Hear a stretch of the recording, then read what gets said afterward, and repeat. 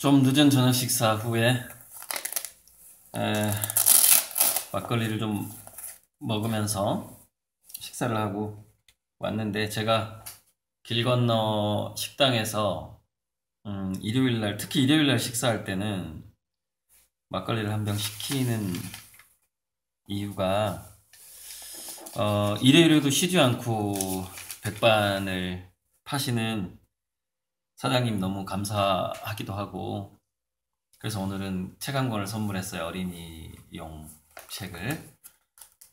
그 손주들 보라고 이렇게 팝업북을 하나 선물을 했어요. 식당에.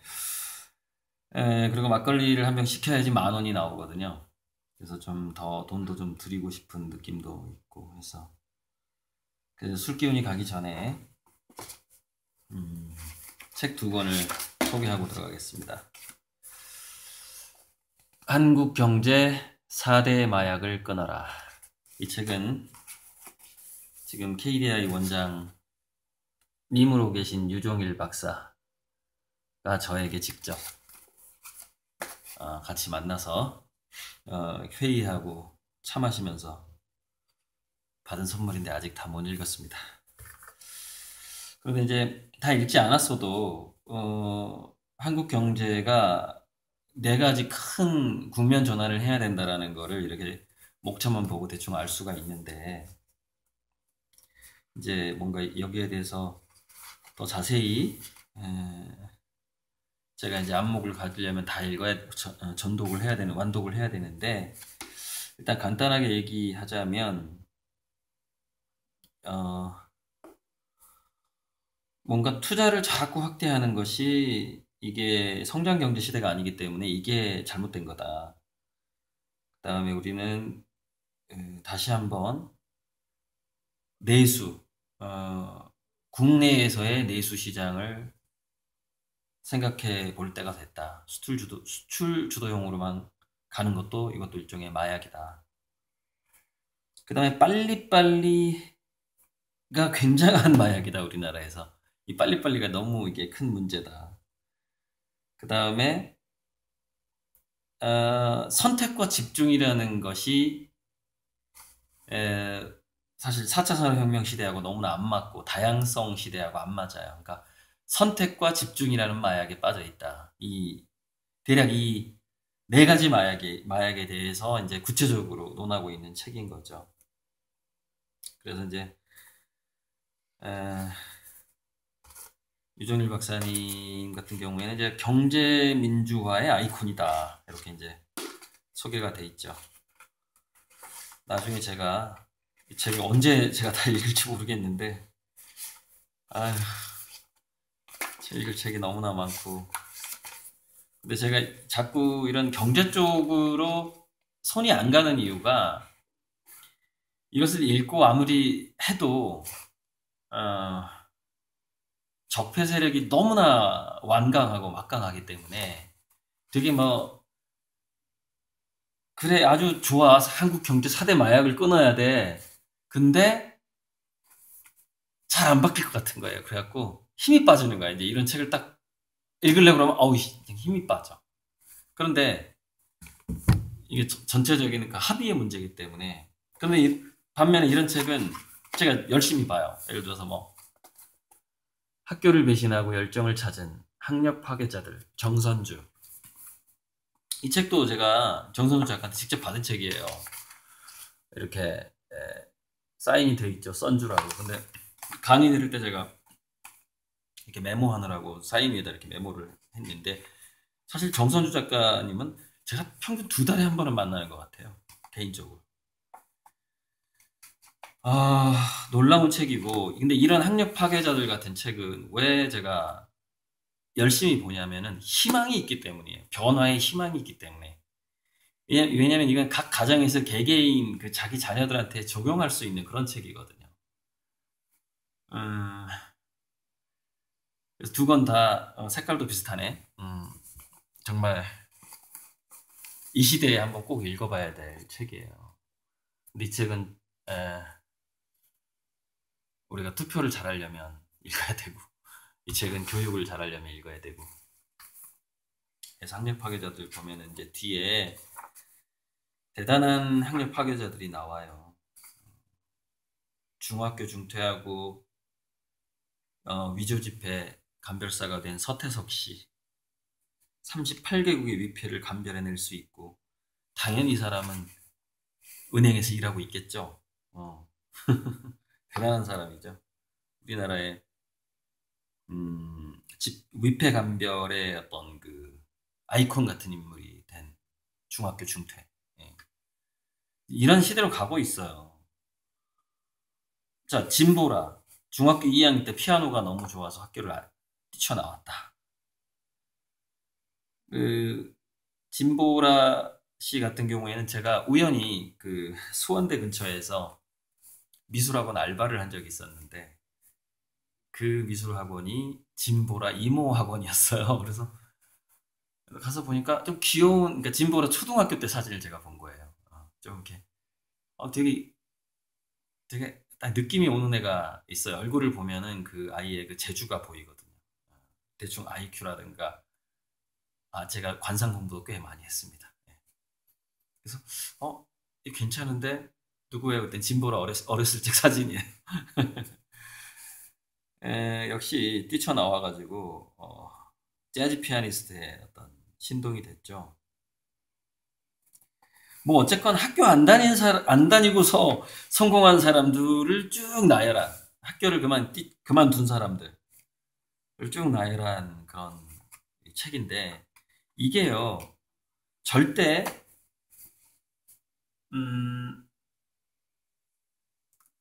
사후에 짜맞춘 책이 아닙니다. 그러니까 무슨 얘기냐면, 여러분 리딩으로 리드하라는 책 있죠. 이지성 씨.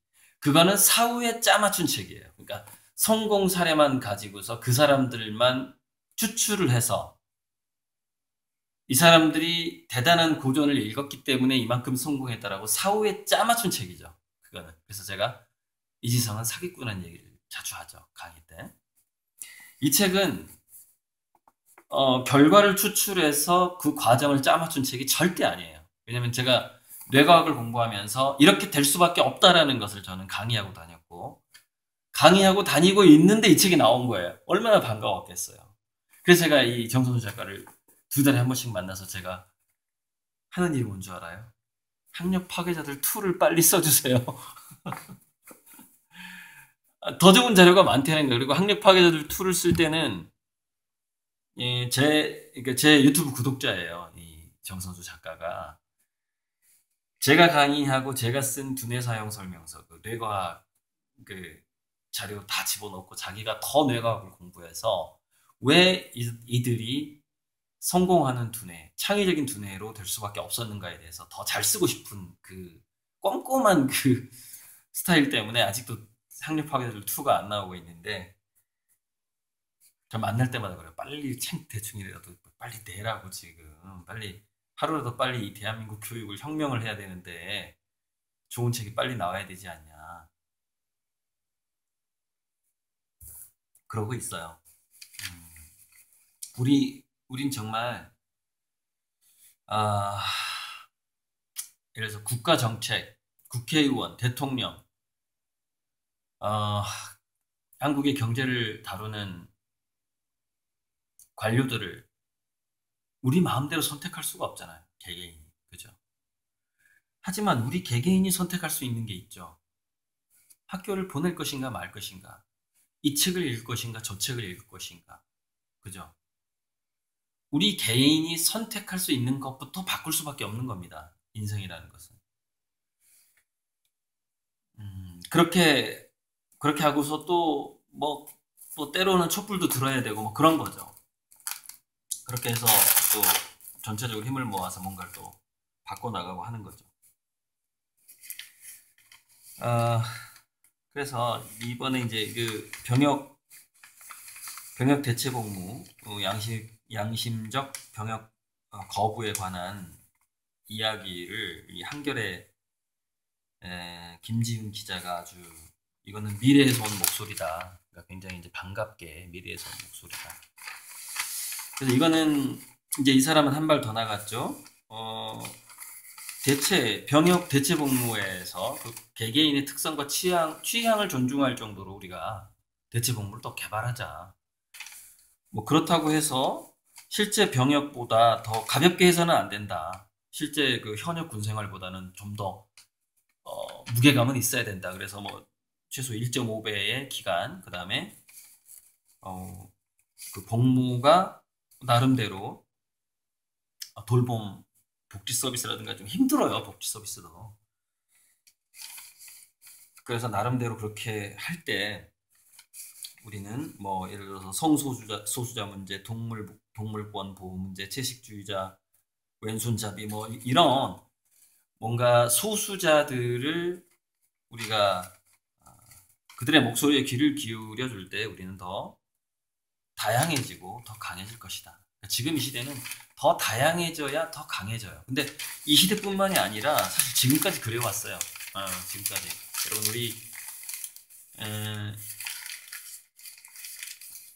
집단 생활하는 모든 개체는 자기 집단의 약 16%를 DNA 돌연변이 상태로 유지시키려는 경향이 있어요. 그래서 전염병이 돌 때는 16%는 살아남고, 그러니까 대략 15%가 살아남고 85%가 죽는 거예요. 전염병이 올 때. 그리고 우리 2세를 생산할 때도 난자와 정자가 만나서 2세가 나올 때 대략 12% 정도의 돌연변이가 생깁니다. 그래서 약 6분의 1에 아주 전혀 나를 닮지 않은 애가 나올 가능성이 6분의 1 정도가 돼요. 근데 이제 여기서 그 돌연변이는 누가 만드냐면은 주로 정자가 만들어요. 즉 아빠가 만들어요. 그러니까 아빠가 어떤 과거에 뭐 1년 또는 몇 개월간 아빠가 담배를 폈느냐 안 폈느냐, 술을 얼마나 마셨느냐, 어떤 책을 읽었느냐, 그 아빠의 품행에 따라서 자식의 돌연변이가 더 심하게 영향을 받습니다. 엄마의 엄마의 난자라는 것은 그 장모님의 그 할머니의 뱃속에서부터 이미 만들어지거든요. 그래서 돌연변이들이 좀 약간 덜해요. 근데 끊임없이 새롭게 생성되고 배출되는, 소멸되는 아빠의 정자 같은 경우에는 그 변이율이 굉장히 심합니다. 그런 측면에서 아무튼 우리 2세를 생각하는 아빠들은 정말 조심해야 돼요. 그 이전의 사생활을, 건강 생활을 하고 아무튼 그래야 돼요. 엄마보다 아빠는 더 조심해야 됩니다. 임신하기 전에. 왜냐면은 그 정자는 굉장히 그 이전의 생활에 민감하기 때문에 그렇습니다. 자, 그래서 우리가 그 다양한 의견을 연동형 비례 대표제로 또 받아들이고, 또 하나가 우리에게 열린 게 뭐냐면은 블록체인 온라인 투표 시대가 올 겁니다. 이게 모바일 직접 민주주의라고 그래요. 모바일 직접 민주주의. 어떤 사안에 대해서 국민 투표가 필요 없이 개인 인증을 철저히 하게 하면서 지금 청와대 청원 같은 것처럼 정말 몇 천만 명이 한 가지 사안에 우리가 여론 투표를 할 수가 있어요. 블록체인으로. 모바일 직접 민주주의죠. 제가 모바일 직접 민주주의를 두뇌 사용 설명서에 썼어요. 그게 2013년이었는가? 2014년에 모바일 직접 민주주의 시대가 온다라고 썼었죠. 직접 민주주의 시대도 10년 내에 옵니다. 10년 내에 와요. 자, 이렇게 우리가 다양성을 존중하고 해야 되는 시대인데, 자, 인공지능 시대에 인공지능이 지금 예술을 하고 있단 말이죠. 인공지능 시대에.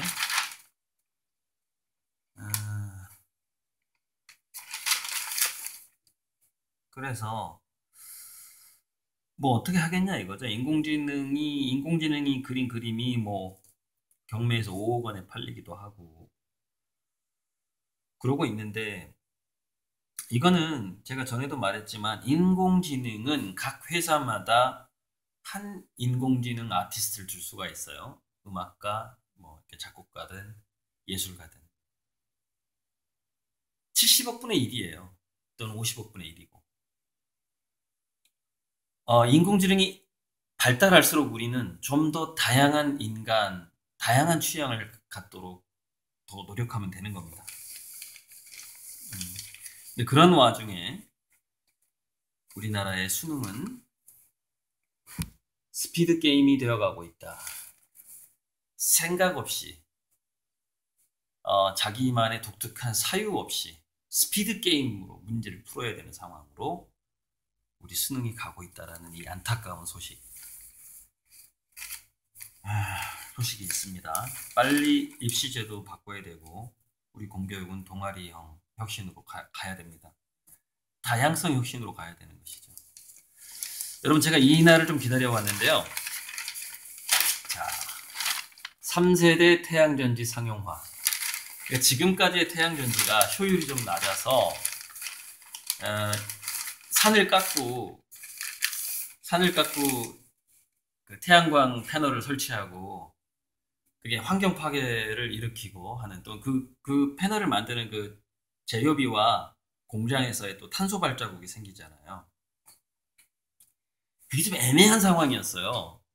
근데 이제 정말 더 효율적인 태양광 전지가 나와요. 태양광 패널이 나와요. 그러면 지금까지의 특히 보수층에서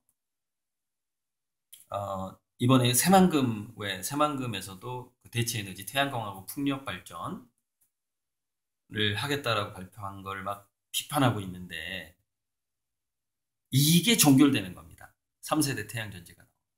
더 이상 비판할 수가 없어요. 왜냐하면 효율이 좋아지기 때문에. 그러니까 지구 환경을 훨씬 더 좋게 만들면서 더 많은 전기를 생산해낼 수가 있기 때문에. 자, 3세대 태양전지가 이제 드디어 나오고 있습니다. 태양광 전기 생산이 과연 우리나라에 또는 이 지구에 좋으냐 나쁘냐라는 그 논의가 끝나는 것이죠. 자, 이번에 KT 그 아현 맞죠? KT 아현지사 화재로 그 엄청나게 피해를 보신 분들이 많은데 이게 그 지역뿐만 아니라 간접적인 피해까지 하면 굉장히 많다고 합니다. 그래서 이거를 이번에 KT를 완전히 정신 차리게 만들어야 된다고 저는 생각해요. 이렇게 안일하게 비용을 절감하면서 국민들을 위험에 노출시켜 온 것에 대한 대가를 철저하게 지불을 해야 된다고 생각하고 그래야지 우리는 5G 시대를 더 이번에 참 그 전화위복이라고 이번 이 사건이 정말 잘 터진 거예요. 그래서 계속해서 그 사건 이후에 신문 기사에 났던 게 뭐냐면 만일 5G 시대 이후에 이런 일이 터졌으면 어떡할 뻔했냐 이런 얘기가 많이 나오고 있거든요. 결국에는 우리가 모든 연결을 그리드망으로 바꿔나가야 돼요. 전력이라든가. 이것은 그리드망으로 우리가 바꿔나가는 것은 예를 들어서 자연재해가 왔을 때 그리고 또 남북 간에 혹시라도 전쟁이 났을 때 이게 다 필요합니다. 지금부터 모든 연결을 그러니까 한 그 정거장이 망가지면 다른 루트를 통해서 바로 연결될 수 있게끔 그리고 자신이 원한다면은 자기 단말기를 하나의 정거장 허브로 사용할 수 있도록 해주고 자기 휴대폰을 허브로 사용하게 되면은 그게 이제 보안에 좀 문제가 생긴다고 하더라고요. 하지만 거기에 맞게 또 보상을 해주고 그렇게 그러니까 모바일 허브 우리 개개인이 가지고 다니는 그런 그것을 예전에 그 라우터라고 불렀었는데 뭐라고 불러야 될지 모르겠는데 아무튼 그 허브라고 합시다 그냥 연결망의 그 중심에 있는 걸 허브라고 하니까 모바일 허브를 개개인들에게 원하는 사람에게 허용을 시키면서 이 모든 연결을 그리드망화 시켜야 돼요. 그렇게 해서 5G로 넘어가야 돼. 이건 만일 자연재해가 됐든 전쟁이 됐든 굉장한 효과를 보게 됩니다. 그리고 많은 사람들을 살릴 수 있고, 방송이 끊겨도 이 개별 통신을 할 수 있고, 비상 연락망을 할 수 있게 되는 것이죠. 음, 우리 통신의 그리드망화는 정말 빨라져야 됩니다. 네, 오늘은 여기까지